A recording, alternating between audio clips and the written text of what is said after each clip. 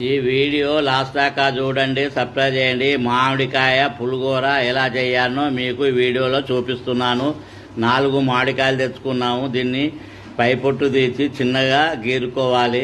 ఇగో ఒక 10 లవంగాలు, జీలకర్ర,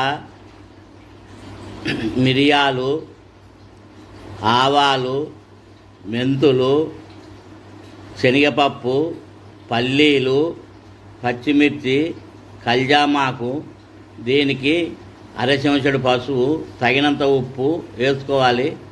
ఇప్పుడు వీటిని తయారు చేసి చూపిస్తా. మొత్తం ఇప్పుడు కడిగి దీని మామిడికాయలను చిన్నగా తురుముకోవాలి. స్టవ్ అంటు పెట్టినాము. స్టవ్ పైన స్టీల్ కింద పెట్టినాము. అందులో ఒక 3 చెంచాల నూనె పోసినాము. పోపిత్తులు వేసాము. జీలకర్ర, మెంతులు, ఆవాలు,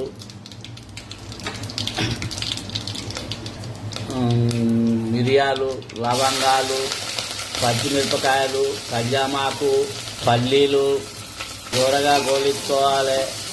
ముందుగానే పోపిత్తులు, లవంగాలు, మిరియాలు, జీలకర్ర, ఆవాలు, మెంతులు వేసి గోలించాము.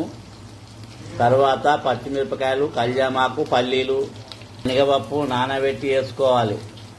పల్లీలు పిరికడు, శనగపప్పు పిరికడు, అరచెంచాడు ఇంగు, అరచెంచాడు పసుపు, తగినంత ఉప్పు, తురిమిన మామిడికాయ ఇందులో వేసుకోవాలి.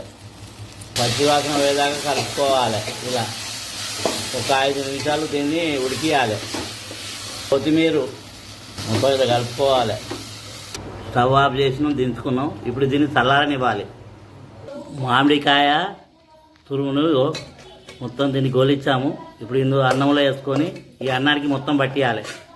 ఇలా మొత్తం కలుపుకోవాలి. దీన్ని మొత్తం దీనికి పట్టియాలి, అన్నానికి పట్టియాలి. ఇలా మొత్తం కలుపుకోవాలి. చూడు, అన్నానికి మొత్తం ఈ మామిడికాయ తురుమును పట్టియాలి. మామిడికాయ పులిహోర రెడీ అయింది. గుమగుమలాడుతుంది. వేడి తింటే చాలా రుచిగా ఉంటుంది. ఇది మళ్ళీ కావాలనిపిస్తుంది. మామిడికాయ పులిహోర చాలా పుల్లగా తిన్నా కొద్దీ తినాలనిపిస్తుంది.